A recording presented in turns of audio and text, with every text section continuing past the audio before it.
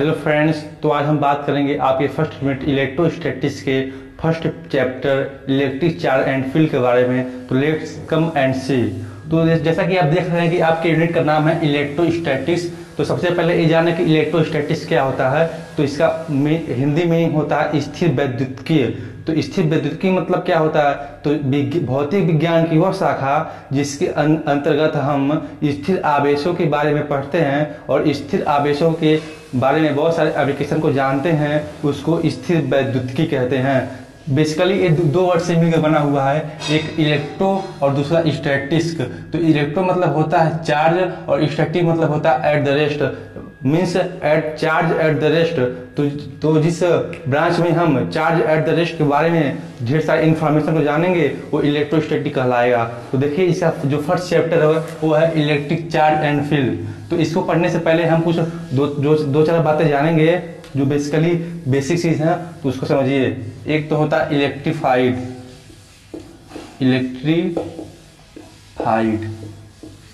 तो इलेक्ट्रीफाइड क्या होता है? इसका मतलब होता है विद्युतमय।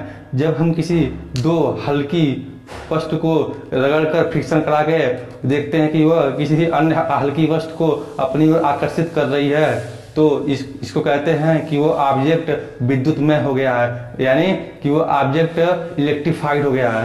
मैंने क्या कहा? मैंने कहा कि जब हम किसी हल्की वस्तु को रगड़ते हैं तो हम देखते हैं कि वो वस्तु किसी अन्य हल्की वस्तु को अपनी ओर आकर्षित या फिर प्रतिकर्षित करती है, तो हम कहते हैं कि वह वस्तु आवेशित हो गई है, यानी कि इलेक्ट्रीफाइड हो गई है।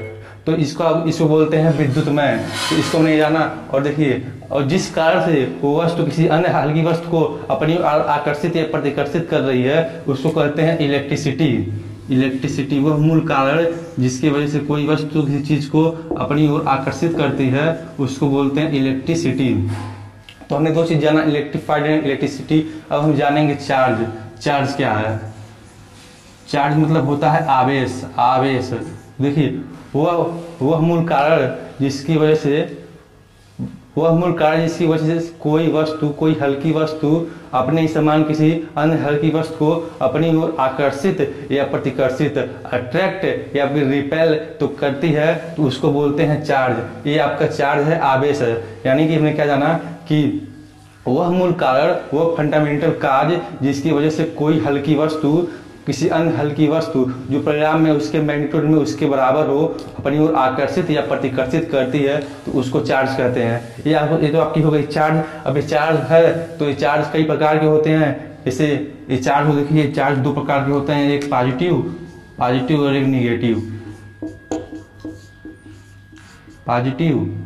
और एक निगेटिव। इसको हम लोग प्लस माइनस से डिनोट करते हैं। बेसिकली ये सभी जानते होंगे, प्लस माइनस से डिनोट करते हैं। देखिए चार्ज दो प्रकार के होते हैं, पॉजिटिव निगेटिव। अब एक पॉजिटिव निगेटिव चार्ज कैसे प्रोड्यूस होते हैं, कैसे हम जानते हैं कि ये पॉजिटिव बनते हैं, कैसे निगेटिव बनते हैं, तो इसके लिए एक हाइपोथेसिस है, एक परिकल्पना है, उसको जानेंगे। कि सबसे पहले एक रॉड लेते हैं, एक ग्लास की एक रॉड है और एक रेशम का टुकड़ा है, एक रॉड है आपका। तो सबसे पहले साइंटिस्टों ने क्या किया, लोगों ने क्या किया, दिखाया कि जब कांच के टुकड़े को रेशम से रगड़ते हैं, तो कांच के टुकड़े से रेशम से रगड़ते हैं, फ्रिक्शन कराते हैं, तो इनमें किसी चीज को आकर्षित करने का एक गुण पाया जाता है। तो वो गुण जो होता है वो गुण आकर्षण या प्रतिकर्षण होता है। तो वो कैसे बनते हैं, वो कैसे क्यों आकर्षित करते हैं, इसको समझिए।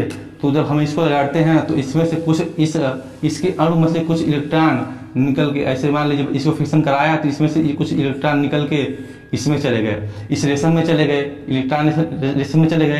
तो इसमें इस कांच में प्रोटॉन और न्यूट्रॉन दो चार्ज होंगे, प्रोटॉन और न्यूट्रॉन। तो जब इलेक्ट्रॉन निकल के इसमें चले गए तो इसमें इस रॉड में इलेक्ट्रॉन की कमी हो जाएगी। इसमें जब इलेक्ट्रॉन की कमी हो जाएगी तो इसमें जो प्रोटॉन है उनकी संख्या बढ़ जाएगी, यानी कि धनात्मक चार्ज यानी प्लस चार्ज की संख्या इसमें बढ़ जाएगी, तो ये पॉजिटिव बन जाएगा। और देखिए इसमें से इलेक्ट्रॉन निकल के इसमें रेशम के टुकड़े में जा रहे हैं, तो यहाँ पे इलेक्ट्रॉनों की संख्या अधिक हो जाएगी, यानी यहाँ पे इलेक्ट्रॉन वो माइनस चार्ज की संख्या अधिक हो जाएगी, तो ये माइनस हो जाएगा।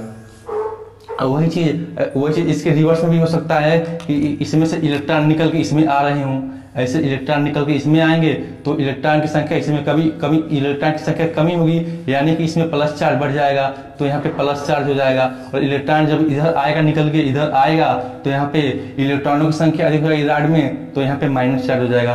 तो ऐसे प्लस और माइनस चार्ज आपके बनते हैं। तो ये आपके थे पॉजिटिव और निगेटिव चार्ज दो प्रकार के होते हैं। और आपको ये भी जान लेना चाहिए कि यहाँ पे प्लस प्लस अगर रहेंगे, ये प्लस प्लस चार्ज रहेंगे दोनों वस्तु में, एक वस्तु मान लीजिए यहाँ पे है, एक वस्तु यहाँ पे है, अगर यहाँ भी प्लस चार्ज है, यहाँ भी प्लस चार्ज है, तो ये एक दूसरे को रिपेल करेंगे, एक दूसरे को प्रतिकर्षित करेंगे, रिपेल करेंगे। और अगर एक वस्तु में चार्ज प्लस है और एक वस्तु में चार्ज माइनस है, तो ये दोनों आपस में अट्रैक्ट करते हैं, यानी कि ये आकर्षण करते हैं। तो इनकी क्वालिटीज होती है, अगर प्लस प्लस रहेगा तो रिपेल करेंगे और प्लस माइनस रहेगा तो ये अट्रैक्ट करेंगे। तो हमने जाना चार्ज कितने प्रकार के हो जान गए, चार्ज कैसे प्रोड्यूस होता है वो जान गए, चार्ज कैसे बनते हैं। इसी तरह से एक आव्यूह की भी राड होती है, आव्यूह होती है, और एक बिल्ली की खाल होती है। तो जब आव्यूह की राड को रगड़ते हैं तो आव्यूह की राड यहाँ पे पहले इसमें निगेटिव चार्ज संख्या बढ़ जाती है, यानी कि प्लस इसमें चला जाता है तो निगेटिव हो जाता है आव्यूह की राड में, और रेशम यहाँ पे पॉजिटिव हो जाता है। फिर इसका जब रिवर्स करते हैं तो यहाँ पे निगेटिव और ये पॉजिटिव हो जाता है। ये एक हाइपोथेसिस थी जिसके द्वारा हमने जाना कि चार्ज कैसे आपस में ट्रांसफॉर्म करते हैं। ये चार्ज न तो प्रोड्यूस होते हैं न ही डिस्ट्रॉय होते हैं, ये बस ओनली ट्रांसफॉर्म करते हैं। अभी हम आने वाले इसी लेक्चर में इसको जानेंगे कि ये कैसे काम करते हैं। तो देखिए हमने जाना ये चार्ज दो प्रकार के होते हैं। अब चार्ज है तो चार्ज की यूनिट भी होगी, जैसे ये प्लस हो गया माइनस हो गया, तो प्लस माइनस क्या नापने के लिए कुछ यूनिट तो चाहिए ना। जैसे हमने कह दिया कि ये आदमी 10 किलो का है, 10 किलो का है तो साथ में किलो जोड़ा तो उसको नापने के लिए एक यूनिट है, या फिर 10 ग्राम का है और हम डायरेक्ट कहते हैं कि 10 है तो 10 क्या है। इसी वजह से चार्ज प्लस माइनस है तो प्लस माइनस क्या है, कुछ यूनिट होगी, तो इसकी कुछ यूनिट है, उनको देखिए, यूनिट को देखते हैं। तो यूनिट के लिए हम इसको अभी इरेज कर रहे हैं और देखेंगे यूनिट ऑफ चार्ज। तो देखिए चार्ज के आपके बेसिकली दो यूनिट हैं, एसआई यूनिट कूलाम है,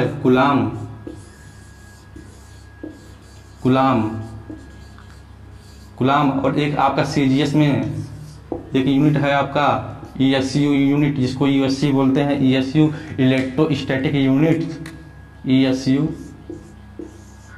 इलेक्ट्रोस्टैटिक यूनिट्स। तो बात होती है कि एक कूलाम में कितने इलेक्ट्रोस्टैटिक यूनिट होंगे, तो एक कूलाम में आपके 3×10⁹ इलेक्ट्रोस्टैटिक यूनिट होंगे, आपके इलेक्ट्रोस्टैटिक यूनिट होंगे एक कूलाम में। तो देखिए हमने दो यूनिट को जाना, चार्ज को मेजरमेंट करने के लिए दो यूनिट हमने जाना, एक एसआई यूनिट, एक सीजीएस यूनिट। एक यूनिट और होता है जिसको बोलते हैं इलेक्ट्रोमैग्नेटिक यूनिट। तो जानेंगे कि एक कूलाम में कितने इलेक्ट्रोमैग्नेटिक यूनिट पाए जाएंगे। तो एक coulomb equal to 10⁻⁻⁰ electromagnetic unit आपके होते हैं। तो एक चीजें हम लोगों ने जान लिया। अब हम जानेंगे फंडामेंटल चार्ज क्या होता है। फंडामेंटल चार्ज यानी कि मूल आवेश क्या होता है। तो बेसिकली हम ये बहुत ही सिंपल तरह से जानेंगे कि एक इलेक्ट्रॉन में जितने आवेश पाए जाते हैं, यानी कि एक इलेक्ट्रॉन में जितने चार्ज पाए जाते हैं उसको मूल आवेश कहते हैं। तो बेसिकली देखिए एक इलेक्ट्रॉन में आपका जो होता है चार्ज होता है वो 1.6 × 10⁻⁹ कूलाम, ये आपके चार्ज एक इलेक्ट्रॉन में पाए जाते हैं। तो यही आपका हो जाएगा फंडामेंटल चार्ज, ये आपका फंडामेंटल चार्ज है। इसको आप लोग देख लीजिएगा कि एक कूलाम में एक इलेक्ट्रॉन में जितने चार्ज आपके पाए जाते हैं उसको हम उसका फंडामेंटल चार्ज यानी कि मूल आवेश कहते हैं। अब हम इसके बाद हम जानेंगे कंजर्वेशन ऑफ चार्ज। तो इसको मैं इरेज कर रहा हूँ और देखिए conservation of charge.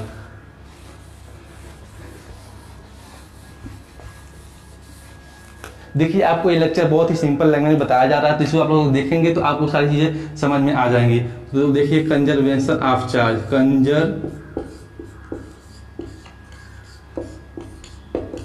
Conservation of charge.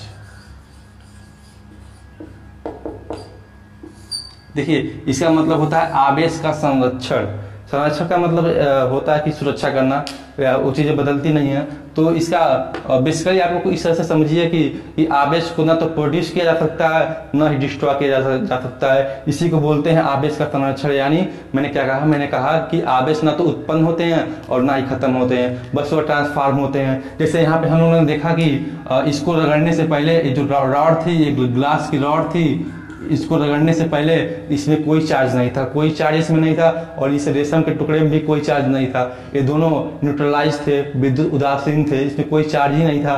तो रगड़ने से पहले ना कोई चार्ज था इसमें, ना तो नहीं चार्ज था, ना इसमें चार्ज था। जब हमने रगड़ा तो देखा यहाँ पे माइनस चार्ज प्रोड्यूस हुए, सॉरी यहाँ पे माइनस चार्ज प्रोड्यूस हुए, क्योंकि यहाँ से प्रोटॉन यहाँ से निकल के इसमें गए, प्रोटॉन निकल के नहीं जाएंगे, इलेक्ट्रॉन निकल के यहाँ इसमें गए, तो इसमें प्लस चार्ज हुए। जैसे इसे समझते हैं, इसे थोड़ा सा इरेज कर रहे हैं, इसको फिर से देखते हैं। देखिए इसको फ्रिक्शन कराने से पहले, यानी इसको रगड़ने से पहले इसमें कोई चार्ज नहीं थे, ये बिल्कुल उदासीन था। और ये जो रेशम का टुकड़ा है, जो रेशम का टुकड़ा है, इसमें भी कोई चार्ज नहीं था, इसमें भी कोई चार्ज नहीं था। यानी जब इसको हमने फ्रिक्शन कराया तो यहाँ से इलेक्ट्रॉन निकल के यहाँ गए, एक इलेक्ट्रॉन मान लीजिए निकल के यहाँ गया, तो इस पे प्लस चार्ज आ गया, क्योंकि इस इलेक्ट्रॉन की कमी हो गई इस रॉड में, यानी कि यहाँ प्रोटॉन ज़्यादा हो गए तो यहाँ पे प्लस चार्ज हो गया, और इलेक्ट्रॉन जब निकल के यहाँ गया तो यहाँ पे इलेक्ट्रॉन की संख्या बढ़ गई, तो यहाँ पे माइनस चार्ज आपके हो गए, माइनस चार्ज हो गए। देखिए बात समझिए। तो रगड़ने से पहले यहाँ पे कोई चार्ज नहीं था, और जब हमने रगड़ा तो देखा यहाँ एक प्लस हो रहा है और यहाँ एक माइनस हो रहा है, और इससे आप एडिशन करेंगे तो देखेंगे ये दोनों अपने आप को कट आउट कर देंगे। यानी कि इसमें रगड़ने से पहले कोई चार्ज था, न रगड़ने के बाद यानी कि चार्ज डिस्ट्रीब्यूट हो गए, तो इनमें कोई चार्ज नहीं हुआ। तो ये एक अच्छा एग्जाम्पल है समझने के लिए कंजर्वेशन ऑफ चार्ज का, यानी कि आवेश का संरक्षण को। इलेक्ट्रॉन थियरी के अकॉर्डिंग ये क्लिफाइड हो जाता है, ये पूरा तरह से अच्छा माना जाता है कि जो आवेश होता है ये संरक्षित होता है, ये कभी चेंज नहीं होता, बस इनका ट्रांसफॉर्म हो जाता है, या तो प्रोड्यूस होते हैं या तो ये डिस्ट्रॉय होते हैं। तो ये था आपका conservation of charge. I think आप लोग समझ गए होंगे। अब हम देखते हैं conservation of charge, atomicity of charge या quantization of charge. Atomicity of charge या क्वांटाइजेशन ऑफ चार्ज, आवेश की परमाणुकता, जिसको क्वांटीकरण भी कहते हैं, क्वांटीकरण। तो इसको देखिए, एटमॉसिटी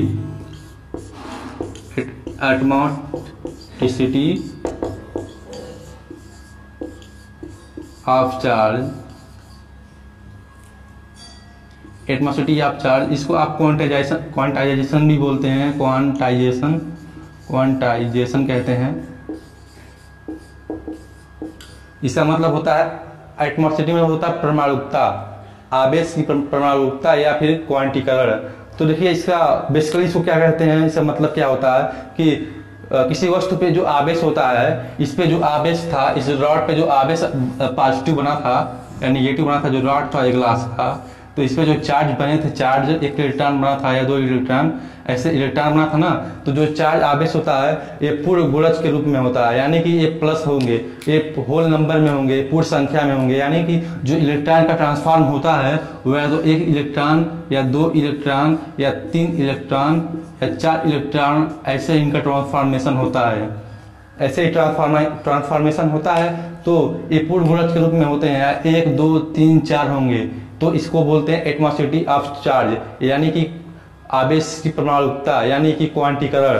तो देखिए, तो ये क्वांटीकरण कब नहीं होंगे, ये तो क्वांटीकरण कब नहीं होंगे, कब चार्ज ऑफ एटमॉसिटी कब नहीं होगी, तो अगर ये इलेक्ट्रॉन का ट्रांसफॉर्म अगर डेसिमल नंबर में हो रहा है, जो कभी होना पॉसिबल ही नहीं है। अगर डेसिमल नंबर में होगा 0.57 इलेक्ट्रॉन, 0.98 इलेक्ट्रॉन, 0.17 इलेक्ट्रॉन, अगर ऐसे ट्रांसफॉर्मेशन ऐसे हो रहा है, अगर ऐसे चार्ज बन रहा है किसी वस्तु पे, किसी ऑब्जेक्ट पर, तो वो एटमॉसिटी ऑफ चार्ज होगा नहीं, जो कि पॉसिबल ही नहीं है।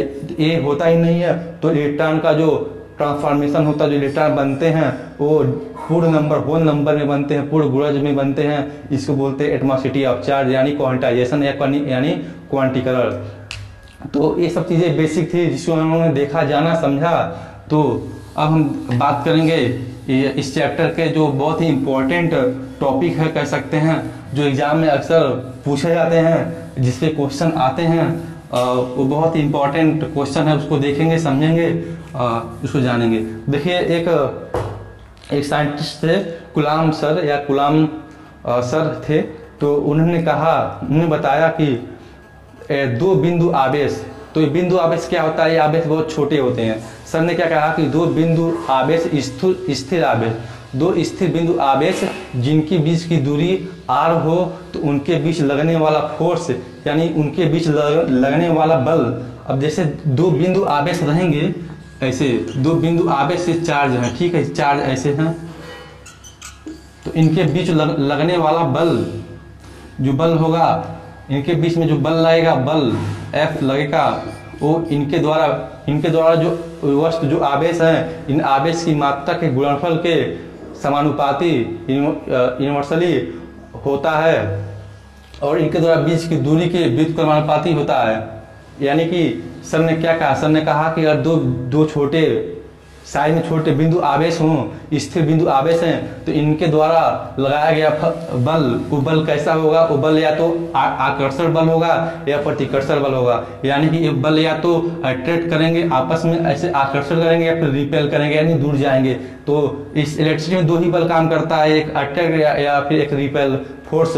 तो सर ने कहा कि इनके बीच में लगने वाला फोर्स इन दोनों आवेशों की मात्राओं के गुणनफल के समानुपाती तथा इनके द्वारा बीच की दूरी के वर्ग के व्युत्क्रमानुपाती होगा। सर ने यही बात कही, इसको कहते हैं कूलॉम्स का नियम।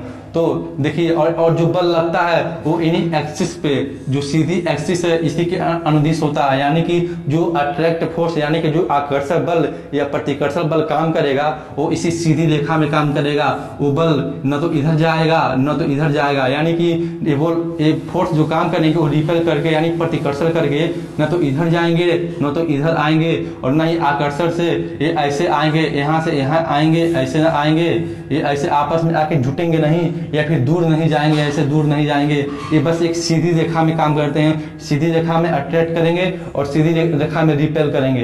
तो सर ने एक बात कही थी, इसको हम लोग मैथमेटिकली कैसे देखते हैं, समझते हैं और जानते हैं, आइए देखते हैं। सर ने दो बातें कही और दो बातों को हम लोगों ने जाना। अब हम जानेंगे कि ये कैसे काम करता है, इसको मैथमेटिकली देखेंगे और समझेंगे और आने वाली चीज़ों को बेहतरीन बनाएंगे। देखिए, कूलॉम्स लॉ,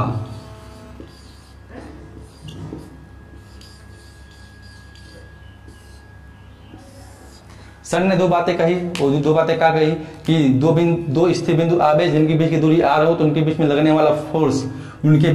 वाला फोर्स उन चार्ज की मात्राओं के गुणनफल के समानुपाती होगा। तो देखिए, तो ये फोर्स काम कर रहा है, तो इनमें चार्ज Q2 है, तो हमने ऐसे लिख दिया, और इनके द्वारा बीच की दूरी के वर्ग के व्युत्क्रमानुपाती होगा, तो 1/r² हमने ऐसे लिख दिया। ये दो चार्ज हमने यहाँ बनाए थे, फिर बना ले रहे हैं ऐसे, आपके समझने के लिए बेहतर होगा। ये Q1 Q2 दो चार्ज हैं, इनके बीच की दूरी r है। देखिए बात समझिए, तो इनके जो बल काम करेगा, इनके द्वारा वस्तु के आवेश की मात्रा, यहाँ पे आवेश मात्रा Q1, यहाँ पे आवेश मात्रा Q2 है, तो हमने एक बात लिख ली। और इनके द्वारा बीच की दूरी r है, तो इनके द्वारा तय की गई दूरी के वर्ग मतलब स्क्वायर के व्युत्क्रमानुपाती, तो 1/r² हमने लिख लिया। अब इन दोनों चीजों को मिला के एक चीज हम लिखेंगे, F proportional to Q1 Q2/r²। देखिए, हमने ये चीज लिख लिया। अब इसको प्रोपोर्शनल को हटाने के लिए हमको यहाँ पे एक कांस्टेंट लाना पड़ेगा, तो कोई कांस्टेंट अपने अकॉर्डिंग रखेंगे। जैसे हमने यहाँ पे अपने अकॉर्डिंग कोई कांस्टेंट P रख ले रहे हैं, P रख लिया, तो यहाँ पे क्या आ जाएगा, Q1 Q2/r²। तो सर के द्वारा कही गई बात से हमने एक फार्मूला बना लिया, जो बहुत ही महत्वपूर्ण इंपॉर्टेंट फार्मूला है इलेक्ट्रिक फोर्स निकालने के लिए। तो एक फार्मूला है, तो यहाँ पे देखिए, ये जो P है एक कांस्टेंट है, एक नियतांक है, तो नियतांक की वैल्यू हमेशा वेरी करती रहती है। वो प्रीफर करता है कि मीडियम कौन सा है, मीडियम वायु है या फिर निर्वात है, यानी कि वायु है या वायु है ही ना, या कि इन दोनों के अलावा कोई और माध्यम है। तो उसको देखते हैं कि इस P की वैल्यू कब क्या होगी, कब क्या नहीं होगी। तो इसके लिए थोड़ा सा आगे आइए समझते हैं कि इस P की वैल्यू कैसे वेरी कर रही है, इसको जानेंगे। देखिए, ये दो आवेश के बीच की दूरी के बीच में फोर्स निकालने का फार्मूला कूलाम सर के द्वारा हमने इसको डिराइव कर लिया। अब इसको हम देखते हैं कि P कैसे वेरी करता है। तो देखिए, जब आपका मीडियम एयर या वैक्यूम होगा, यानी कि आपका जो मीडियम है वो या तो एयर है या फिर वैक्यूम है। हमने क्या कहा, हमने कहा जो मीडियम आपका है वो एयर या वैक्यूम है, या तो हवा हो या तो हवा ना हो। तो आपका जो P है, यानी कि जो आपने नियतांक लिया P, उसका वैल्यू आप क्या रखेंगे। तो आपके न्यूमेरिकल में दिया रहता कि मीडियम क्या है। अगर मीडियम आपके न्यूमेरिकल में एयर या वैक्यूम दिया है तो आप P की वैल्यू रखेंगे 1/4 पाई एप्सिलॉन नॉट, जहां पे एप्सिलॉन नॉट आपका क्या है, ये आपकी विद्युतशीलता है, ये आपकी फ्री स्पेस की विद्युतशीलता, यानी कि परमिटिविटी ऑफ फ्री स्पेस, यानी कि मुक्त फ्री स्पेस में जो परमिटिविटी है, विद्युतशीलता है, वो आपका एप्सिलॉन नॉट है। इसको एप्सिलॉन नॉट से हम लोग पढ़ते हैं और इसको ऐसे डिनोट करते हैं। तो देखिए, तो अगर आपका जो मीडियम है वो एयर या वैक्यूम है, यानी हवा है या फिर हवा नहीं है, तो आप यहाँ पे P की जो वैल्यू है ये पुट करेंगे 1/4 पाई एप्सिलॉन नॉट। अब देखिए, यहाँ पे इसकी वैल्यू फिक्स होती है, इसकी वैल्यू क्या होती है, देखिए 1/4 पाई एप्सिलॉन नॉट की वैल्यू होती है 9 × 10⁹ न्यूटन। देखिए, इसका यूनिट हम साथ में लिख रहे हैं, अभी इसकी जरूरत पड़ेगी इसलिए इसको यूनिट भी हम साथ में इसमें लिख रहे हैं, मीटर स्क्वायर। न्यूटन मतलब ये आप इसको लिखिए, बस न्यूटन लिखिए, ओनली न्यूटन, ये आपका न्यूटन है 9 × 10⁹ न्यूटन। क्योंकि ये जो P की वैल्यू है, P की वैल्यू आप यहाँ पे पुट करेंगे। अगर आपका मीडियम एयर या वैक्यूम है, तो ये तो बात हो गई कि एयर या वैक्यूम के लिए। अगर मान लीजिए मीडियम कुछ और है तो क्या यहाँ पे पुट करेंगे। देखिए, अगर आपका मीडियम एयर या वैक्यूम के अलावा कुछ और अदर मीडियम है, यानी कि आपका मीडियम वाटर हो सकता है, वाटर के बीच में दोनों आवेश रखे गए हों, उनके बीच में फोर्स लग रहा हो, या फिर आपका मीडियम रबर हो सकता है, या फिर कुछ और हो सकता है। हाँ, तो अदर मीडियम के लिए क्या K की वैल्यू, P की वैल्यू कैसी रिफर करेगी, P की वैल्यू क्या होगी उसको देखिए। तो अदर मीडियम के लिए आपका जो P की वैल्यू होती है 1/4 पाई एप्सिलॉन नॉट K। एक कैपिटल K है आपका, इसको बोलते हैं आपका नियतांक, इसको बोलते हैं परावैद्युतांक। परावैद्युतांक क्या होता है, ये नया चीज है, डाइलेक्ट्रिक कांस्टेंट। तो ये सबसे पहले जानिए परावैद्युत क्या होता है। तो जिन वस्तु को, जिन ऑब्जेक्ट को हम फ्रिक्शन करा के रगड़ करके उसमें चार्ज प्रोड्यूस करा सकें, उसको बोलते हैं परावैद्युत। यानी कि जैसे रबड़ हो गया, उसको आप फ्रिक्शन करा के उसमें चार्ज प्रोड्यूस कर सकते हैं। कांच हो गया, एबोनाइट की राड हो गया, रेशम का टुकड़ा हो गया, बिल्ली की खाल हो गई, ये सब चीजें परावैद्युत के अंतर्गत आती हैं, जो कि पहले तो ये न्यूट्रल होती हैं, पर इनको फ्रिक्शन करा के इनमें चार्ज प्रोड्यूस कर सकते हैं। तो आपका जो एक कैपिटल K यहाँ पे मिला है अदर मीडियम में, ये जो कैपिटल K मिला है ये आपका परावैद्युतांक है, यानी कि डाइलेक्ट्रिक कांस्टेंट है। इसकी वैल्यू डिफर करती है, वो डिपेंड करती है कि जो आपका मीडियम है वो क्या है, वो मेटल है कि क्या है, मेटल है कि एयर है कि वैक्यूम है कि क्या चीज है, कि डाइलेक्ट्रिक है यानी कि परावैद्युत है। जैसे कि एक K की वैल्यू तो उसमें इसके अकॉर्डिंग वेरी करेगी, तो उसको भी हम जानेंगे। तो देखिए, यहाँ पे हम लोगों ने क्या किया, हम लोगों ने किया कि अदर मीडियम के लिए हमने एक P की वैल्यू क्या होगी इसको जाना। तो देखिए, K की वैल्यू ये आपकी वेरी करेगी, तो अदर मीडियम में वेरी करेगी, और एयर या वैक्यूम में तो K होता ही नहीं है, अदर या वैक्यूम में K नहीं होता है। क्योंकि समझ लीजिए K क्यों नहीं होता है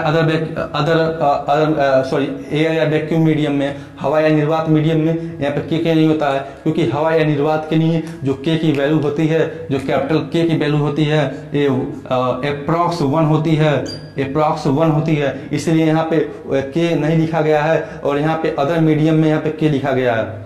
बात समझिए, बेसिकली सब बेसिक चीजें हैं, आप समझ लेंगे तो बहुत ही बेहतर होगा, आने वाले समय में आप लोग के लिए बहुत ही इंपॉर्टेंट है। देखिए, यहाँ पे K क्यों नहीं है, यहाँ पे K क्यों नहीं है, समझिए यहाँ पे K क्यों नहीं है, क्योंकि यहाँ पे एयर या वैक्यूम के लिए जो K का मान होता है, ये K का मान 1 होता है, और अदर मीडियम के लिए जो K का मान होता है ये वेरी करता है, ये K का मान आपका वेरी करेगा अदर मीडियम के लिए, वो डिपेंड करता है कि मीडियम कैसा है। तो अकॉर्डिंग टू मीडियम हम अभी हम देखेंगे कि के का मान कैसे रिफर कर रहा है, कैसे प्रीफर कर रहा है और क्या वेरी कर रहा है। तो हमने जान लिया कि एयर वैक्यूम के लिए पी की वैल्यू ए रखेंगे, पी की वैल्यू ए रखेंगे, तो एयर वैक्यूम के लिए के का मान 1 होता है। इसलिए आपके लिए इस फार्मूले में पी में यहाँ पे के नहीं मिला, क्योंकि 1 रखने का कोई मतलब है नहीं। और अदर मीडियम में के की वैल्यू आपकी वेरी करती है, तो हम लोग जानेंगे के की वैल्यू कैसे वेरी करती है। तो इसके लिए थोड़ा सा देखिए यहाँ पे, थोड़ा सा इसको हम इरेज कर दे रहे हैं ऐसे, देखिए। तो अदर मीडियम के लिए के की वैल्यू कैसे वेरी करती है उसको जानिए। वैल्यू ऑफ के, वैल्यू ऑफ कैपिटल के in different medium, in different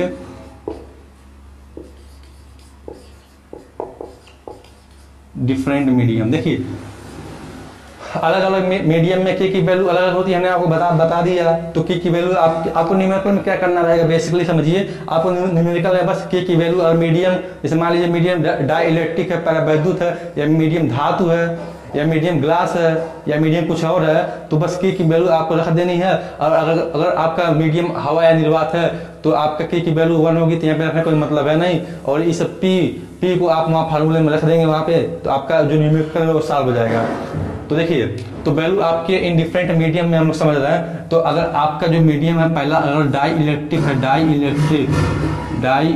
electric है यानी कि परावैद्युत है, अगर आपका मीडियम अगर परावैद्युत है तो जो के की वैल्यू होगी हमेशा 1 से ज़्यादा होगी। यानी कि अगर आपका जो मीडियम है परावैद्युत है तो के का मान आपका, जो के का मान आपका होगा 1 से ज़्यादा होगा, तो यहाँ पे 1 से ज़्यादा आप मान रखेंगे। अगर आपका मीडियम मेटल है, देखिए आपका जो मीडियम है वो मेटल है, यानी कि जो विद्युत बल काम कर रहे हैं, जो दो बिंदु आवेश हैं वो किसी धातु के अंदर रखे गए हैं, तो उनमें जो के का मान होगा, जो आपका परावैद्युतांक यानी कि जो आपका डाई इलेक्ट्रिक कांस्टेंट का मान होगा, वो हमेशा के आपका 1 के बराबर होगा, यानी कि 1 के बराबर इनफाइनाइट होगा, ये हमेशा ये इनफाइनाइट होगा। तो आपका जो मेटल है, मेटल में आपका के का जो मान होगा यानी परावैद्युतांक का जो मान होगा इनफाइनाइट। और देखिए जो तीसरा चीज है आपका एयर है, वैक्यूम। तो इसको हम लोगों ने जान लिया कि एयर है वैक्यूम में आपका के का मान 1 होता है। एयर है वैक्यूम में आपका जो ए का मान होता है वो 1 होता है, के बराबर 1। बेसिकली ये वैक्यूम में 1 होता है और एयर में जो आपका होता है वो 1.00589 होता है, जिसको अप्रॉक्स 1 मान ही लिया जाता है, इसलिए वैक्यूम में तो आपका ये पूरा होल नंबर है, पर एयर में आपका इतना होता है, तो इसको भी 1 ही मान लिया जाता है न्यूमेरिकल में सॉल्व करने के लिए। तो हमने जाना कि ये जो के मिला था हमको, डाई इलेक्ट्रिक मिला था, इसका वैल्यू कैसे प्रीफर और वेरी करेगी और कैसे हम वहाँ पे पुट करेंगे, इसको हमने समझ लिया कि ये परावैद्युत के लिए 1 से ज़्यादा होगा, धातु के लिए इनफाइनाइट होगा, यानी अगर धातु मीडियम धातु है तो यहाँ पे आप इनफाइनाइट पुट करेंगे। अगर हवा निर्वात है तो यहाँ पे आप हवा निर्वात के लिए आप यहाँ पे 1 रखेंगे, तो यहाँ के लिखने का कोई मतलब है नहीं, तो हमने यहाँ पे के नहीं लिखा। और अगर आपका डाई इलेक्ट्रिक माध्यम यानी परावैद्युत माध्यम है तो आप यहाँ पे के की वैल्यू जो होगी 1 से ज़्यादा होगी। तो वो डिपेंड करता है कि वो डाई इलेक्ट्रिक में क्या है, यानी कि परावैद्युत में क्या है, वो रबर है कि एबोनाइट की रॉड है, कि वो आपका बिजली की खाल है, ये आपका रेशम का टुकड़ा है। तो उसके अकॉर्डिंग आप डाई इलेक्ट्रिक में आप के की वैल्यू रखेंगे, तो वहाँ पे आपको दिया रहेगा कि वो वैल्यू क्या है। तो ये चीज़ तो हमने जान लिया, इसे समझ लिया। और हमको यहाँ पे एक देखिए एक क्वेश्चन मिला था, यहाँ पे मिला है 1/4 पाई एप्सिलॉन नॉट के। तो यहाँ पे जो एप्सिलॉन नॉट है ये आपकी विद्युतशीलता यानी निर्वात की विद्युतशीलता है, परमिटिविटी ऑफ फ्री स्पेस निर्वात की विद्युतशीलता है। तो इसके बारे में थोड़ी सी हमको इन्फॉर्मेशन लेनी है, क्योंकि एग्जाम में अक्सर पूछ लिया करते हैं, और तो हमको देखते हैं कि इसके बारे में क्या क्या इन्फॉर्मेशन मिल रही है, उसको देखते हैं। आइए, तो मैं थोड़ा सा इसको इरेज कर रहा हूँ। हाँ, अभी देखते हैं हम यहाँ पे।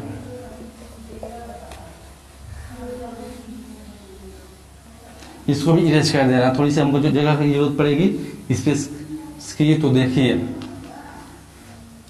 तो हमने हमको इसकी वैल्यू पता करनी है, वैल्यू ऑफ एप्सिलॉन नॉट, और इसका हमें वैल्यू पता करना है, इसका डायमेंशन पता करना है, डायमेंशन और इसकी यूनिट भी हमको पता करनी है। यूनिट, इसका यूनिट क्या होगा इसको भी पता करना है। तो हम लोग देखते हैं इसके बारे में और समझते हैं। ये एप्सिलॉन नॉट आपका क्या था? ये आपका था विद्युतशीलता इन फ्री स्पेस, यानी कि फ्री स्पेस में विद्युतशीलता, यानी कि परमिटिविटी ऑफ फ्री स्पेस। तो देखिए ये विद्युतशीलता है आपका, तो इसके बारे में जानेंगे। तो हमें कहाँ मिला था? तो हमको यहाँ पे मिला था, देखिए शायद हमने इसको इरेज कर दिया। हमको ये F बराबर Q1 Q2 upon 4 pi epsilon naught R square, यहाँ पे हमको मिला था। ये हमको ये फोर्स के कूलॉम सर के फोर्स के जो लॉ है, जो उनका इक्वेशन मिला था, वहाँ पे हमको ये मिला था। देखिए यहाँ पे मिला था। और ये किसकी वैल्यू है? ये आपकी P की वैल्यू थी ना, P की वैल्यू थी। क्योंकि P बराबर हमने क्या लिखा था? हमने लिखा था P बराबर 1/4 पाई एप्सिलॉन नॉट, हमने ये लिखा था, है ना। तो इसकी वैल्यू भी हमको पता थी। इसकी वैल्यू हमने लिखा था 9 × 10⁹ न्यूटन, हमने इसकी वैल्यू लिखी थी, है ना। देखिए इसकी वैल्यू हमने ये लिखी थी। अब हमें इसका वैल्यू पता करना है। इसकी वैल्यू के लिए हम क्या करेंगे? तो इतना बराबर इतना हमको पता है, समझिए बात समझिए। तो हम लोग क्या करने वाले हैं? देखिए हम लोग क्या करने वाले हैं, थोड़ा सा इरेज करेंगे, हाँ। देखिए स्टूडेंट समझिए बात। देखिए 1/4 पाई एप्सिलॉन नॉट बराबर 9 × 10⁹ हमको मिला था। ये P बराबर भी था, यानी कि ये जो आपका नियतांक था, यहाँ पे जो नियतांक मिला है, इसकी वैल्यू है, इसकी वैल्यू ये है, और इसका मान इतना होता है। तो देखिए अगर हम इसको यहाँ पे एप्सिलॉन नॉट इसकी वैल्यू हमें पता करनी है, तो इसको हम यहाँ पे एक्सचेंज कर दें और इस चीज को हमें यहाँ पे एक्सचेंज ऐसे कर दें, तो हमें क्या मिलेगा? तो हमें मिल जाएगा एप्सिलॉन नॉट बराबर 1/4 पाई 9 × 10⁹ और एक Q1 Q2 साथ में एक Q1 Q2 भी होंगे। तो इनको हम ऐसे लिख लेते हैं। इनका जो यूनिट होगा वो आपका हो जाएगा newton metre square upon coulomb square. देखिए तो हमने क्या किया? हमने इसको एक्सचेंज कर लिया, क्योंकि हमको इसकी वैल्यू पता करनी है। तो इसको यहाँ किया, इसको यहाँ कर दिया। अब देखिए हमको पाई की वैल्यू पता है 3.14 होती है, और एप्सिलॉन नॉट की वैल्यू निकालनी है। तो हमें क्या करेंगे? एप्सिलॉन नॉट बराबर 1/4 × 3.14 × 9 × 10⁹ और साथ में ये यूनिट पूरी यहाँ पे लिख लेंगे हम। तो जब इसको आप सॉल्व करेंगे, तो सॉल्व करके आप लोग देख लीजिएगा, हाँ। तो आपको मिलेगा 8.85 × 10⁻12 कूलॉम स्क्वायर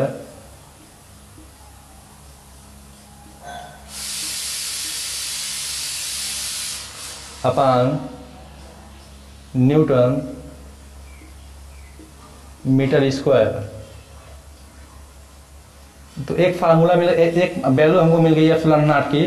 तो ये वैल्यू आप लोग लर्न रखेंगे, एग्जाम में पूछ लेते हैं अक्सर। हमने इसको बहुत ही सिंपल तरीके से इसको प्रोड्यूस किया, निकाल लिया। तो इसको आप लोग याद रखेंगे। एप्सिलॉन नॉट क्या है? आपकी विद्युतशीलता है, फ्री स्पेस की विद्युतशीलता है, परमिटिविटी ऑफ फ्री स्पेस, हाँ। तो हमने इसको जान लिया। अब इसकी डायमेंशन भी जान लेंगे, इसका बीमा क्या होता है। तो इसका बीमा हम लोग निकालेंगे नहीं, बस आपको इसको लर्न रखिए। बस कभी ये पूछ लेता है इसका बीमा, तो आपको हो जाएगा ML/T/A।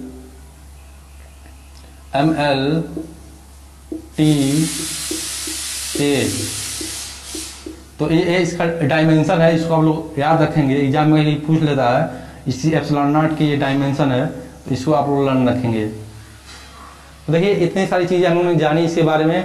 अब एक चीज और, एक रिजल्ट है, उसको हम लोग याद रखेंगे कि एप्सिलॉन नॉट बराबर K एप्सिलॉन नॉट ऐसे लिख सकते हैं।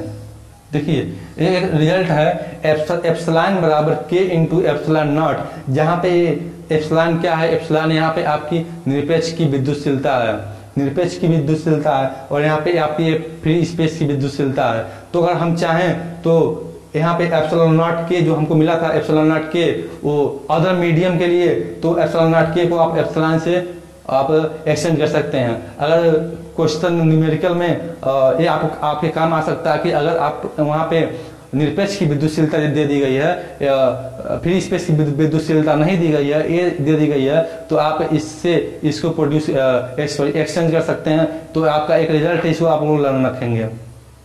अब देखिए हमें दो चीजें मिली थी, एक तो फ्री स्पेस के लिए, फ्री एयर या वैक्यूम के लिए फार्मूला क्या मिला था Q1 Q2 upon 4 pi epsilon not के आर स्क्वायर। के की वैल्यू तो 1 हो जाएगी, तो के लिखने का कोई मतलब नहीं है, ठीक है। तो ये आपका एयर या वैक्यूम के लिए हमको मिला था, एयर या वैक्यूम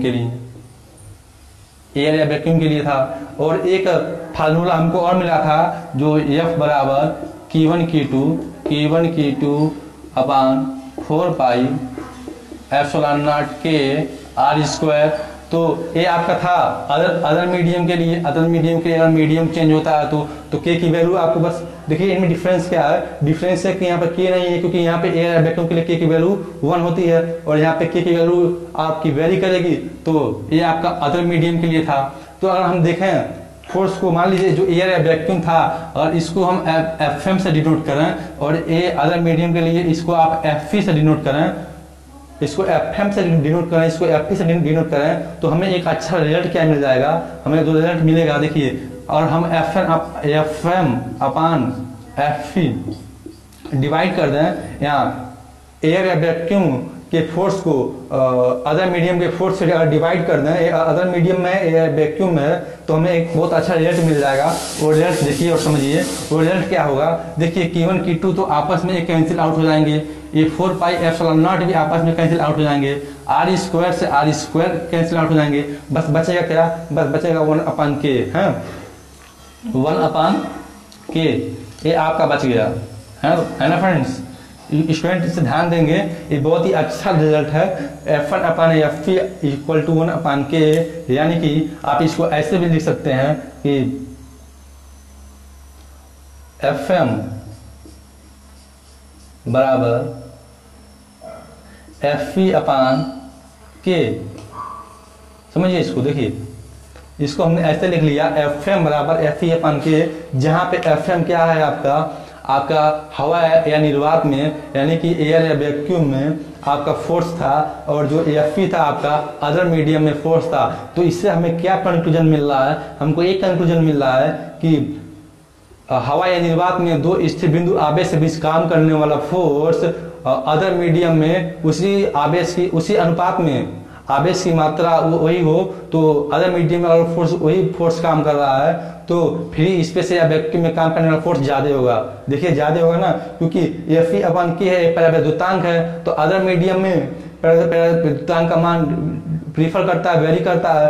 तो अगर यहाँ पे मान लीजिए 1 1 2 3 कुछ भी हो, तो यहाँ पे जो आपका अदर मीडियम में फोर्स है एक कम हो जाएगा, यानी कि आपका जो फोर्स है इलेक्ट्रिक फोर्स जो है, विद्युत बल है, वो आकर्षण या प्रतिकर्षण जो बल है, वह अगर वह निर्वात या हवा में काम कर रहा हो, आप निर्वात या हवा में उसको यूज कर रहे हैं, तो वह ज्यादा होगा। किससे ज्यादा होगा, दूसरे माध्यम में। अगर माध्यम आपका डाइलेक्ट्रिक मेटल या अदर कोई माध्यम है, तो उस माध्यम से यह फोर्स ज्यादा होगा। ये बहुत ही अच्छा रिजल्ट है, हाँ। तो इसको आप ऐसे समझ सकते हैं। और देखिए यहाँ से आपको ये परावैद्युतांक जो डाइलेक्ट्रिक है, जो वेरी कर रहा है, इसकी भी एक डिफिनेशन मिल जाएगी। अगर हम की को यहाँ पे रिप्लेस कर दें, ऐसे रिप्लेस कर दें, तो Fe अपान Fm आपको मिल जाएगा, तो जो के हो जाएगा, यानी कि आपका अन्य अदर माध्यम में कोई विद्युत बल अपान हवा या निर्वात में विद्युत बल के अनुपात को डाइलेक्ट्रिक कांस्टेंट, यानी कि आपका परावैद्युतांक भी कहते हैं। ये आपको बहुत ही अच्छा रिजल्ट यहाँ से मिल जाएगा, जिसको हम यहाँ पे लिख रहे हैं। आप लोग समझिएगा, देखिए ये बहुत ही अच्छा रिजल्ट है। ये आपके न्यूमेरिकल या फिर आपके GAEE मेंस में भी ऐसे क्वेश्चन बन जाते हैं। तो ये क्वेश्चन आपको बहुत इंपॉर्टेंट और बहुत ही सिंपल तरह से आपको मिल जाएगा। ऐसे इसको समझिए कि आपका जो परावैद्युतांक यानी डाइलेक्ट्रिक कांस्टेंट है, जो वेरी करता है अदर मीडियम में, तो उससे क्या कहेंगे, उसी एक डिफिनेशन यहाँ से मिल गई कि आपका जो फोर्स है अदर मीडियम में अपान हवा निर्वात में फोर्स के रेशियो को डाइलेक्ट्रिक कांस्टेंट कहते हैं। तो हमने जाना ये सब बहुत सारी चीज़ें देखी समझी, और आई थिंक आप लोग को समझ में आ गया होगा। तो अब तक जितनी चीज़ें हमने बताई, वीडियो को आप पुश करेंगे और आई थिंक आप मेरी बात समझेंगे और इस सारी चीज़ों को फिर से एक बार एक्सरसाइज करेंगे तो आपको इस सारी चीज़ें फिर से लर्न हो जाएंगी, आपको तैयार हो जाएगा। क्योंकि एग्जाम में क्वेश्चन पूछा जाता है, बहुत बार पूछा गया है और ये आने का चांस भी है। तो इसको देखिए, और ये कूलम्ब लॉ जो कि बहुत बड़ा है अपने आप में, इसको आप लोग एक बार डिवाइस करें। तो स्टूडेंट देखिए, अब हम लोग जानेंगे coulomb law in vector form, यानी कि कूलम्ब नियम इन सदिश रूप। सदिश रूप में कूलम्ब नियम कैसे काम करता है, कैसे डायरेक्शन चेंज होता है, कैसे फोर्स रिवर्स होते हैं, इन सब चीज़ों को हम लोग coulomb law in vector form में जानेंगे। तो देखिए बिल्कुल चीज़ें वही रहेंगी जो हमने कूलम्ब लॉ में पढ़ी थी, बस कुछ छोटी छोटी बातों का ध्यान रखते हुए जिसको हम लोग देखेंगे। देखिए तो कूलम्ब लॉ में सर क्या था, हमने कूलम्ब लॉ में क्या पढ़ा था कि दो स्थिर बिंदु आवेश ऐसे थे जिनके बीच की दूरी Q1 Q2 थी और इनके बीच की दूरी R थी। इनका जो आवेश था Q1 Q2 था, तो इनके बीच में लगने वाला जो फोर्स था, जो बल इनके बीच में लग रहा था, वो बल क्या था 1/4 पाई एप्सिलॉन नॉट Q1 Q2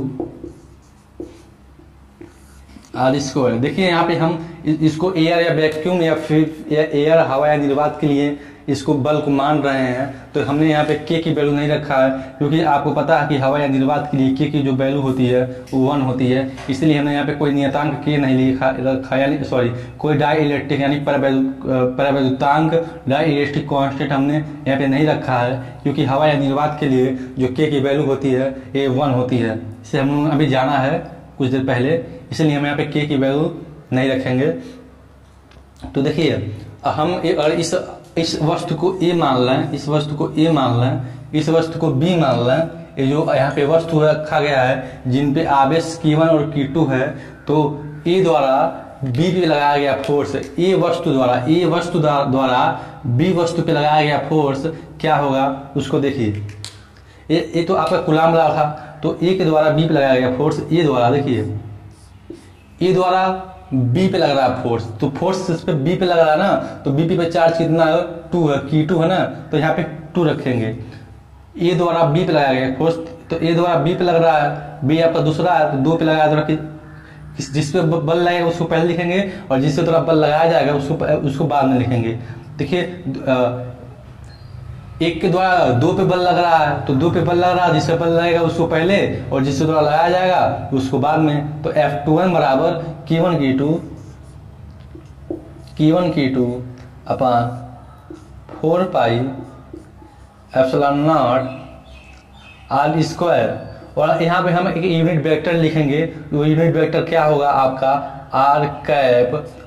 देखिए जो फोर्स लग रहा है वो 1 से 2 में लग रहा है, जो डायरेक्शन फोर्स का है, जो फोर्स ये लग रहा है पहला फोर्स, इसका जो डायरेक्शन है आपका 1 से 2 में है, तो यहाँ पे R12 ऐसे लिख देंगे हम। ये दिखा रहा है आपका, ये आपका यूनिट वेक्टर है जो दिखा रहा है डायरेक्शन। इसको आप लोग मैथ में पढ़ेंगे, इसी मैथ में जो मैथ आपको पढ़ाया जाएगा, तो वहाँ पे आपका एक वेक्टर चैप्टर वेक्टर है, उसमें आप लोग पढ़ेंगे और जानेंगे। आपका वेक्टर में बहुत सारी इन्फॉर्मेशन आपको मिलेंगी, तो वहाँ पे आप लोग इसको जान जाएंगे। देखिए ये आपका फोर्स है, आपका डायरेक्शन जो है ए से बी में लग रहा है, ए से बी के डायरेक्शन में फोर्स लग रहा है, ए से बी के डायरेक्शन में। और जो आपका वस्तु है ए वस्तु द्वारा बी वस्तु पे लग रहा है, तो यहाँ पे आवेश Q2 है, तो दूसरे बल लग रहा है, पहले से द्वारा बल लग रहा है, तो ये आपका हो गया। अब इसी तरह से आपका इस बी वस्तु द्वारा ए वस्तु पे जो फोर्स लगाया जाएगा, बी वस्तु द्वारा ए वस्तु पे जो फोर्स लगाया जाएगा उसको नोट करेंगे। उसको नोट कर रहे हैं हम। देखिए तो यहाँ पे देखिए इस जो बी वस्तु है यहाँ पे आवेश Q2 है, तो Q2 द्वारा Q1 पे फोर्स लग रहा है, आवेश वस्तु Q1 पे लग रहा है, तो फोर्स यहाँ पे आपका Q1 पे लग रहा है और किसके द्वारा लगाया जा रहा है, तो 2 के द्वारा लगाया जा रहा है। तो F12 equal to Q1 Q2 upon 4 pi epsilon naught R square. और देखिए यहाँ पे डायरेक्शन क्या है, यहाँ पे जो फोर्स लग रहा है उसका डायरेक्शन क्या है, उसका जो डायरेक्शन है वो बी से ए की ओर है, यानी कि बी से ए की ओर है तो आपका 2 से 1 की ओर है डायरेक्शन। तो यहाँ पे आपका जो डायरेक्शन होगा यानी कि जो आपका आर होगा वो आपका 2 से 1 हो जाएगा, 2 से 1। यहाँ पे आप कैप लगा देंगे 2 से 1। देखिए आपके दो इक्वेशन मिल गए, ये दो आपके जो इक्वेशन है यही आपके हैं Coulomb's law in vector form. तो इसे थोड़ा सा और मॉडिफाइड करेंगे हम, तो उसको देखिए आप लोग यहाँ पे हम इसको और थोड़ा सा मॉडिफाइड कर रहे हैं। तो इसके लिए थोड़ा सा हम जानेंगे इस मैग्नीट्यूड को हम कैसे यूनिट वेक्टर में चेंज करेंगे। उसको थोड़ा सा लिए मैथ में एक फार्मूला होता है वेक्टर में, तो देखिए इसको थोड़ा सा जान लीजिए, थोड़ा सा हम जान लेते हैं। अगर आर कैप ऐसे लिखा गया, इसको कैप पढ़ते हैं, आर कैप लिखा गया तो इसको यूनिट वेक्टर में चेंज करने के लिए आप आर पे डायरेक्शन लगा देंगे और इसके मैग्नीट्यूड से आपको डिवाइड करना पड़ेगा, मॉड के साथ होगी। मॉड इसलिए लगाते हैं क्योंकि मॉड लगाएंगे तो चीज़ें पॉजिटिव आएंगी, इसलिए मॉड लगाएंगे। तो देखिए अब यहाँ पे देखिए आर कैप यहाँ लिखा गया है, तो इस आर कैप को आप इससे चेंज कर देंगे, यानी इससे आप चेंज कर देंगे तो आपको क्या मिलेगा, तो आपको मिलेगा F12 equal to Q1 Q2 upon 4 pi epsilon naught R square. और देखिए इस आर कैप को हमने इससे चेंज किया तो ऊपर आपको आर डायरेक्शन मिल जाएगा और नीचे एक आर आएगा तो आर स्क्वायर इंटू आर, तो आर स्क्वायर इंटू आर मिल के आर क्यूब हो जाएगा। तो हम इसको डायरेक्ट आर क्यूब लिख दे रहे हैं, आर स्क्वायर इंटू आर नहीं लिख रहे हैं। देखिए एक फोर्स आपको F12 मिल गया ये, और उसी तरह से बिल्कुल उसी तरह से आप इसको भी चेंज कर सकते हैं। R12 को आप R cap upon R direction upon magnitude of R लिख सकते हैं। तो यहाँ पे आपको क्या मिल जाएगा, यहाँ पे आपको मिल जाएगा F21 बराबर Q1 Q2 upon 4 pi epsilon naught R cube. देखिए हमने इस R12 जो आपका ये वेक्टर है इसको हमने यूनिट वेक्टर में चेंज कर लिया। तो यहाँ पे इसको कैप को हटाने के लिए यहाँ पे डायरेक्शन आर, यहाँ पे ऐसे डायरेक्शन लग जाएगा और मैग्नीट्यूड से यहाँ पे डिवाइड होगा तो ये आर क्यूब बन जाएगा ऐसे। देखिए आपके दो इक्वेशन बन गए, फोर्स के दो इक्वेशन बन गए वेक्टर फॉर्म में, ये वेक्टर फॉर्म में है। और साथ में आप यहाँ पे डायरेक्शन लिखे रहिए, जो डायरेक्शन है आर का ये डायरेक्शन ऐसे यहाँ पे आप लिख दीजिए कि आपको समझने में थोड़ी सी आसानी होगी। 1 से 2 और ये आपका जो डायरेक्शन कितना था, ये आपका डायरेक्शन था 2 से 1। देखिए सारी चीज़ें हमको बिल्कुल सेम लग रही हैं। मतलब देखिए यहाँ पे ए से बी में जो फोर्स लग रहा है, जो फोर्स ए से बी में लग रहा है वहाँ पे जो फोर्स आया है Q1 Q2 upon 4 pi epsilon naught R cube. और जो आपका बी से ए में फोर्स लग रहा है, बी से ए में फोर्स लग रहा है वो भी आपका फोर्स आया है Q1 Q2 upon 4 pi epsilon naught R cube था, हमने इसे आर स्क्वायर लिख दिया था, आर क्यूब। ए मिल गया आपको फोर्स बी से ए के डायरेक्शन में। तो देखिए ये दोनों फोर्स बिल्कुल सेम है, बस इनका डायरेक्शन चेंज है। जब डायरेक्शन चेंज है तो देखिए इस R12 को हम ऐसे भी लिख सकते हैं। कैसे लिख सकते हैं देखिएगा, R12 बराबर माइनस R21 ऐसे लिख सकते हैं। आपका वेक्टर का ये रूल है, नियम है, तो हम इसको भी ऐसे लिख सकते हैं। क्योंकि देखिए डायरेक्शन आपका ऐसे बनाएंगे ऐसे। तो अगर एक मान लीजिए वेक्टर है ए बी सी, ऐसे वेक्टर ए बी सी है आपका, तो अगर आप ए से बी में जा रहे हैं तो आपकी दूरी पॉजिटिव दूरी होंगी। और अगर आप बी से ए में आ रहे हैं, बी से ए में अगर इस दूरी में आ रहे हैं तो आपकी जो दूरी होगी वो निगेटिव होगी। तो उसी के अकॉर्डिंग इसको लिखा गया है। तो देखिए यहाँ पे डायरेक्शन चेंज होने की वजह से ये माइनस में आ गया है। तो उसी तरह से जो बल काम करेगा, बल मैग्नीट्यूड में तो ये समान है, ए से बी में जो बल लग रहा है वो मैग्नीट्यूड में समान है, इससे बी से ए में जो बल लग रहा है इसके मैग्नीट्यूड में समान है। बस इनके डायरेक्शन चेंज होने की वजह से इनका जो बल है वो माइनस में आएगा। तो इसको हम लोग ऐसे लिखेंगे, कैसे लिखेंगे देखिएगा, हम इधर लिख रहे हैं F12 equal to minus F21 ऐसे हम लोग इसको लिखेंगे। यानी कि जो बल ए से बी में लग रहा है और जो बल बी से ए में लग रहा है वो दोनों बल मैग्नीट्यूड यानी परिणाम में एक समान है, पर डायरेक्शन बदलने जाने से ये निगेटिव आया है। यानी कि ये जो कूलम्ब्स लॉ है इन वेक्टर फॉर्म, ये न्यूटन सर के थर्ड लॉ को भी अप्लाई करता है, यानी कि तीसरे नियम को भी पालन करता है। यानी कि मैंने क्या कहा कि ये जो वेक्टर फॉर्म में जो ये कूलम्ब्स लॉ है, ये न्यूटन के तीसरे नियम एक्शन रिएक्शन को भी फॉलो करता है। तो ये था आपका वेक्टर फॉर्म में कूलम्ब्स लॉ। तो इसको आप देख लिए, समझ लीजिए। अब थोड़ी थोड़ी सी जो बातें रह गई हैं कूलम्ब्स लॉ के अंतर्गत, उसको थोड़ा हम लोग देख लें, समझ लें कि जो आपका ये विद्युत बल है, यानी कि आपका जो कूलम्ब्स लॉ में जो इलेक्ट्रिक फोर्स है, यह ग्रेविटेशनल फोर्स यानी गुरुत्वाकर्षण बल से कैसे कुछ सिमिलर चीज़ें हैं उसको जान लेंगे। कि जो आपका विद्युत बल है ये तो पॉजिटिव या निगेटिव यानी कि आकर्षण या प्रतिकर्षण भी हो सकता है। क्या कंपैरिजन है इन दोनों में जानिए कि विद्युत बल जो आपका है ये आपका पॉजिटिव या निगेटिव भी हो सकता है, पर जो आपका गुरुत्वाकर्षण बल होगा वो ओनली पॉजिटिव होगा। यानी कि मान लीजिए आपका द्रव्यमान 50 किलो, आपका द्रव्यमान 50 किलो तो है, आपका जो भार है वेट है आपका 50 किलो है, -50 किलो तो होगा नहीं कि आप माइनस 50 किलो का हो गए। पर चार्ज जो विद्युत बल है ये माइनस भी हो सकता है। यहाँ से आपको पता चल जा रहा है कि वो बल या तो प्लस में भी हो सकता है और माइनस में हो सकता है। वो चार्ज जो विद्युत बल है वो आकर्षण, अट्रैक्शन या फिर रिपेल, आपका प्रतिकर्षण बल भी हो सकता है। तो जो विद्युत बल है ये धनात्मक भी हो सकता है, ऋणात्मक भी हो सकता है। और जो गुरुत्वाकर्षण बल होगा, जिसको आप लोगों ने फर्स्ट ईयर में बहुत अच्छी तरह से पढ़ा होगा, जो गुरुत्वाकर्षण बल होता है वो पॉजिटिव होता है। और जो ये विद्युत बल है ये बहुत सी छोटी चीज़ों के लिए भी लगभग 10⁻12 से 10⁻15 तक की इतनी छोटी वस्तु के भी अप्लाई हो सकता है। और ये बहुत बड़ी से बड़ी चीज़ों के लिए अप्लाई होता है विद्युत बल। ये इनके कुछ डिफरेंस थे और इनके बहुत सारे महत्व हैं हमारे लाइफ में, डेली लाइफ में। कूलम्ब्स लॉ के, विद्युत बल के सारी चीज़ें इन सब चीज़ों से होकर चलती हैं, मिलती हैं। तो हमने आज जाना बहुत सारी चीज़ें सीखी। जैसे हमने सीखा इलेक्ट्रीफाइड क्या होता है विद्युत में, इलेक्ट्रिक क्या होता है, इलेक्ट्रिक चार्ज क्या होता है, कंजर्वेशन ऑफ चार्ज क्या होता है, fundamental of charge fundamental charge जाना, कंजर्वेशन ऑफ चार्ज जाना, कूलम्ब्स लॉ जाना, कूलम्ब्स लॉ के अंदर जो परावैद्युतांक डाइलेक्ट्रिक की मिला था उसकी वैल्यू जानी, कब वैरी करता है उसको जाना। और यहाँ पे vector Coulomb's law in vector form में जान लिया। ये सारी चीज़ें जानी।